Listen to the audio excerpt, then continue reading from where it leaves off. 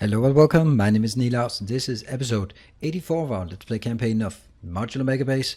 We are at the very end of the road. Not because this base couldn't really take a more optimization, that's because it's reached the end of the road, but because, as you have hopefully noticed, I have started my new base. My new Angels mod tutorial, so I really strongly encourage you that you, after this episode of course, jump over, have a look at that one and follow that series. But because I will have one tutorial, or not one Factorio series YouTube running at any given time. Now, enough about the future. This is now. We are at the Modular Megabase. If you have not watched this base before, I will give you an introduction of what it is. If you've been following this sporadically, then I'll hopefully show you some things you haven't seen before. If you've been following it religiously, yes, there is such a thing, then you will be reminiscing on all the cool places that we built and maybe haven't just gotten around to. Let me also say that for the supporters of my channel, thank you very much. I very much appreciate it. I'll be making this save game available. Yes, it sucks if you're not a supporter, but this is one of the few things I give to my supporters as a thing that they will be they'll have access to. Okay, so without further ado, let's start with the starter base. We are starting with this base. This is where we parked right now. Basic standard database, lots of steel furnaces going into a main bus, building stuff out on the sides. You can see it's very derelict. A lot of it has been reclaimed and decommissioned. The only thing still running is the nuclear fuel. And the objective of this base was, this base is building all the supplies needed to build the other bases. And it has worked really well for a very long time. This base should be mentioned. All the trains are 1-2 trains. Almost all the trains are 1-2 trains. They are operating basically operating this train network. They are started from these 3 locations. They are storage locations. Actually, there's 4. There's also one here. There's 4 storage locations. That means we have 80 trains that are operational. These ones are pretty much idle, all of them. But if we look up at this point, there's basically none here. So we are continuously sending a lot of trains out. And over here in this location, sorry for the excessive zooming in and out, this is where I keep an overview of my base. So basically I'm looking at the content of each of the domains here. We are currently doing, that's interesting, space science. Oh, well, yeah, I don't know. We currently have 19,000 available, that's fine. So what the objective is here, that I'm going to be monitoring if anything is sort of running out or in short supply. Everything looks good. These are also the trains to see if too many trains are used. Let's zoom back out and get an overview of the full base. Remember, this base is built on a death world. That means we're going to be attacked constantly, but there is no threat out there. Blueprint wise, I'm going to put my blueprint on my website, so just go to Nilaus TV, nilaus.tv, and then you will find my website, and there you can navigate to this page for this series. Okay, let's start diving in. So this is operated by Logistic Train Network. That's the only mod I have. This one is controlling all the trains, generating schedules, and it's an awesome mod. If you are curious, I have a tutorial on it, and you can have a look at this. Let's start looking at the various modules. So the idea of this base, if you haven't caught it already, is that it consists of a lot of modules. And by scaling up, I just stamped down more modules. It works really well. It's actually much better than I actually thought. This is a science module. So the idea is this one takes, okay, don't stand on trains. I don't want to get exterminated during this this show.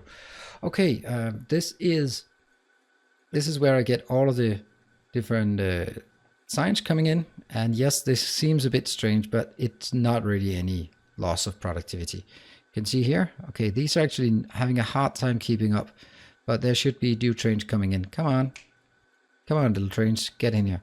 You can see they're just putting things in here, and it has a pretty good progress. It operates at about, let's see, 1 minute, at exactly 1K, and that's kind of the baseline for this. So you could of course just continue to scale up if you feel so inclined, but I don't, because I want to focus on my Angels mod tutorial site. So let's have a look at where the science packs come from. There you go, there's next red one coming in. We are going to spend a bit of time on the train network. It's actually to a point where this train network is starting to be kind of congested. And now we're going through this beautiful intersection. This is the Loren Intersection. Loren has been very kind to create this for me, and it's beautiful. I don't care if it's optimal, but it's beautiful. that is very important to take. We are going to go to one of these science facilities. This is now science modules you see here running in on the side, and I'm just going into one of them. So the idea, the concept of this is it is fully self-contained, and these are the materials that comes in. They are controlled by Logistic Train Network, meaning that their schedule is generated from a supply location to a demand location. This is the demand location. In order to chop off these will always be generating, always be working. And you can see here it's actually idle at this point because the storage is completely full. I'm not consuming them fast enough. I'm taking copper, iron, steel, stone bricks, coal, petroleum, water, and lubricant in here. Lubricant was the most annoying part. And the output is all of the science packs except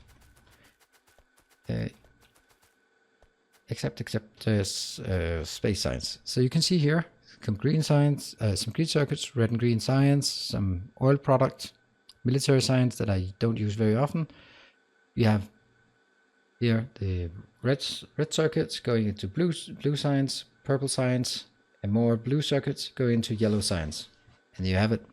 And I have currently 10 of these in operation. They generate about, I think it's about 100 science packs per minute. I think that's my baseline. And let's head on over to our rocket module to see where we are launching rockets. You can see we have launched 1,255 rockets. That's also a decent amount in my opinion. Let's have a look. I feel the trains are a bit slow here. Maybe that's because I'm used to playing on C block where I'm running things at double speed. Be careful about that. You get so used to it. And here on the sides we have other modules who are rocking by. We're not going to be reviewing all the modules. Here we have rocket modules that we are going to take a look at. They're just looking fantastic. Again, the concept is exactly the same. This one has copper, iron, water, petroleum, coal, and steel coming in. And from this, we are generating stuff. What is this one? Why is this one not working? Are you seriously not working? Why is this one not working? Did something go wrong? Oh, look, that's interesting. Ha! I did not even see that. How the hell did that happen? That is so strange. Wow. Yes, thank you. No wonder it's not really working very well. So now I'm going to show you a trick. If you are not aware of it, you can filter this one. So first I took a blueprint of everything. Then I'm going to kill everything and just say, screw you. If you're going to be difficult, then I'm just going to kill all of you. And then I'm going to stamp you down because truly I do love you. Boom. And then it'll start working again. Right? No, it's still lubricant. Why is it still lubricant? Seriously. Oh, yes. All right. We're just going to do the whole thing again. That's something I didn't want to do in a base tour. That's a bit embarrassing. I don't really understand why that happened. It's probably my own silliness here. There we go. Now we have petroleum coming in. I wonder if this is a specific thing for all of them. Nope, they're working. I'm just checking. So there's just one. It's probably because I drove in here at some point. Yeah, I'm just checking this one. Yeah. Okay, so the one I chose was actually the one went. Well, that's good. Then we got to see it activate. Yeah. Let's hurry up onto something else. Let's see how we are powering the space. Really? Okay, so it's congested on getting out to this subline, the branch, and into the main lines. And here it goes into the main line. Oh, you can see that was slowly slowing down a bit. Keep going. You can see how many trains are on the network, on the path all the time. So this is, it's quite congested. I'm really happy with it. And I know it's not optimal. Bigger trains would be better, but I really do like this part. So what we have here is our nuclear power plants. We should look at the power for this. It is currently producing 4.1 gigawatts. I have 1,000 of the steam turbine producing 2.8 gigawatts in total. And then of course also some solar panels. So this is what I have. I also have using this one as storage. This is working exceptionally well. This unit, very, very efficient. I should probably design this better so that these are closer because the water in the last ones has a tough time being emptied on time. But it works really, really well and gives me a very good overview of the power. And I just feed this with trains as well. But let's look at some other power. The other half of the power equation. This is again the nuclear power plants. They are also built as modules. Oh, look at this, how tight it is. I like this. I like it. Oh, that's a bit of congestion here. Why are we congested? Seriously? Get in there. That's some congestion. I wonder if there's something wrong here. That's fine. It's just a lot of things going in and out. And now we can go. Great. Really? I can't go? Why can I not go? That seems strange. I should have been able to just go straight ahead. Here we have another little module. I only have one of these modules, but this module is taking, again, exactly the same format, taking items in. Iron, copper, steel, coal, and petroleum. Mash it all together. And okay, we got another one science. We just continue with the next one. Going here, we are creating a lot of solar panels. We're creating the robot ports, the solar panels, the substations, and the accumulators on these locations very efficiently. And then we have a train coming in to pick these up. We're going to go out. First, we're going to have a look at our defensive side. Let's look at the overview in the meantime. So you can see here, we did look at the rocket modules. They're down here. There are 7 of them. There probably should be 10. And we have the science modules. They're here and here. There are 10 of those. We have our power plants here, 8 of those, and 4 more here. So that's 12 in total. We have the storage location for the trains, the depots here, here, here, and here. So that's 80. And what else have we looked at? You can see a lot of small stations here and there. They are also relevant. What we're looking at here is also part of the modules. So these modules are squares here that I can just stamp down. The trains here are coming in. So there's an artillery train operating here. This artillery train is just going all the way through. Basically, if we look at stations, it goes up, goes all the way around, goes back, goes all the way around, and go back, more or less. And if we look at the radios, they just make sure that they clear the space out here. And they're being very diligent about it. And it's a wonderful system. I am very happy with it. It works extremely well. And it has meant that there's absolutely no problem whatsoever with biters at all. I think I made that abundantly clear with all those confirmation statements. But this one, just stamping down another module, 2 modules, 2 warm modules, 1 stop module, 2 warm module, 1 stop module. Now we're getting closer to the solar farm. This is one of my recent additions. I don't think I want to display these. One of my recent additions to the base, and of course it doesn't work. That's fine, you're not going anywhere. If we look at it, this is completely robotized. So this train is running on an automatic schedule, basically filling up at the solar field we just created. Look at this beauty. Going back, filling up, and then I can stamp down blueprints of this size everywhere I want it. This is kind of annoying. I just didn't like to pave over 5.2 million copper. But basically, landfill, stamp it down, landfill, stamp it down, landfill, stamp it down, move over here, landfill, stamp it down. You could just continuously expand. And even though the robots have to travel longer, it really doesn't matter. It doesn't matter if it takes 20 minutes to fill out these, because you just clear some space, stamp it down, move on. And then it'll automatically fill up. So I think this is a really, really cool way of doing it. Very simple. Could be done more advanced, but I chose not to. Now let's look at something else. So while we drive, let's have a look at our total base. So at some point I started to realize, because I did not use Resource Spawner Overhaul, the mod, to generate materials, because I had never any plans to make it this size when I started it. However, I found out that I just didn't have enough materials in here. So I had to go out and just look at these. Go out. Yeah, it's just probably just a flickering. But if you zoom out here, it's very, very far out. If you just look all the way here, that is very far out. I managed to find some decent chunks here. What I have at these locations is now big trains. 3 8 trains coming in, being loaded from a big location. This is working really well. It's a very nice system. It does what it's supposed to. It takes all of these, and as soon as they're full, how much are there in there? 12, 15, 10. Okay, it needs to go to 16, I guess. Yes, 16. And then the next big train comes in, and they will then travel the long distance. I also have a copper one out here. It has a bigger area, and that's also being loaded.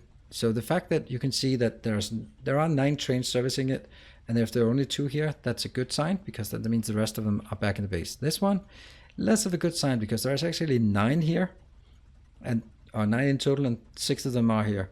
That means we are actually consuming the iron faster than we need it. Oh, hello. Pew, pew, pew, pew. And there's no way that they're going to make it. So let's zoom back to the base and have a look at what happens when they come in. So this is what happens. I get these stations for the iron. Okay, this is pretty good. Actually, the iron, well, the iron is at the other location, so it would be nice if we could see the iron come in here. We have the big trains coming in. If I zoom out, it goes out, goes up. A 12 by 12 filter. There goes into a massive smelting array here. All of it completely beaconed, and it goes up. I could also have turned it differently, but I actually like this because it goes up at the top and goes in at the bottom, and then it converts it into, these are fully beaconed, fully moduled. It goes into this area where I'll just store it in a stockpile, a very, very nice stockpile. Now don't get run over, thank you very much. That is, this one is working really well. I can recommend a setup like this for just a normal base if you're not building anything modular like this. It's still working exceptionally well, in my opinion. And there we go. They're also unloading equally. That's a good thing. So let's get into our train and see what more we have of looking at. I think that we should look at the next one. Just look at a petroleum location. This is also a module that can be repeatable. I think the way I'm doing it here, now I chose to do it, and this is something I've gotten a bit of flag about, but I chose to say I build a location such as this, and I will take petroleum out. I'll not take crude oil out, because then I'll tend to take the crude oil into another location to refine it, and then I'll suddenly not have a modular setup, but actually contrarily, I don't know if that's a word, but then I'll have a single centralized production refinery. And I don't want a centralized refinery. That's the whole point. This one is a very efficient setup, I think. Oops, where am I? So, there am I. Who am I? And here we are. This one is basically taking 2 locations, each taking 3 blue belts in.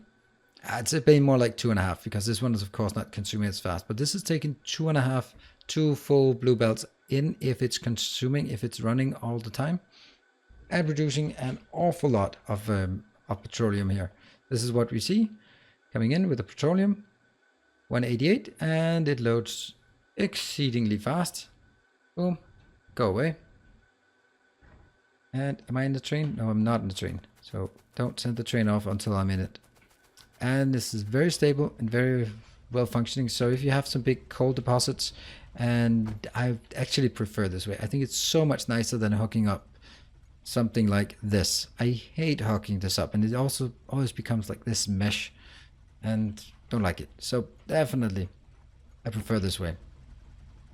We have another one. Let's actually go to a steel location. Steel location, let's say steel 4. I have no idea what we got at steel 4.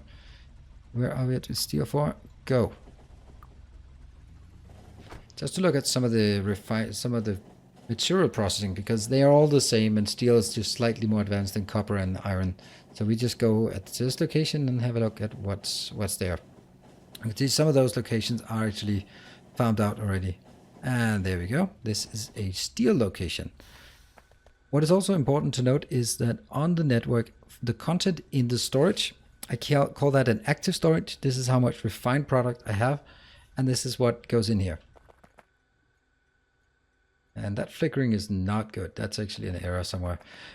Then I also have the passive storage, meaning how much is left in this facility. That goes in here and goes on the red wire. So the passive storage is how much can I still extract from this location, while this one is how much have I extracted and processed. So they're going to go up here. They are continuously working, making it into first iron and then going back into steel. And it comes out, splits to 2 stations, and they're filling up quite nicely. Let's see how much we actually have in each one. 29,000, and the other one has 31,000. So it's looking good. It's very, very smooth. We of course have those all over the place while we continue driving. I mean, up here, for example, we have a copper location, and these are modules. So at some point I'll be saying, yeah, you know what, for those 2.5, I'll keep it. But once it goes down to a certain level, such as this one started at 11 million. It was actually one of the first modules and is now below 1 million. That means this one is kind of pathetic. And obviously it takes a lot of power to power all these modules. Plus it also takes a lot of these products, a lot of the modules as well. So it would be nice to decommission it.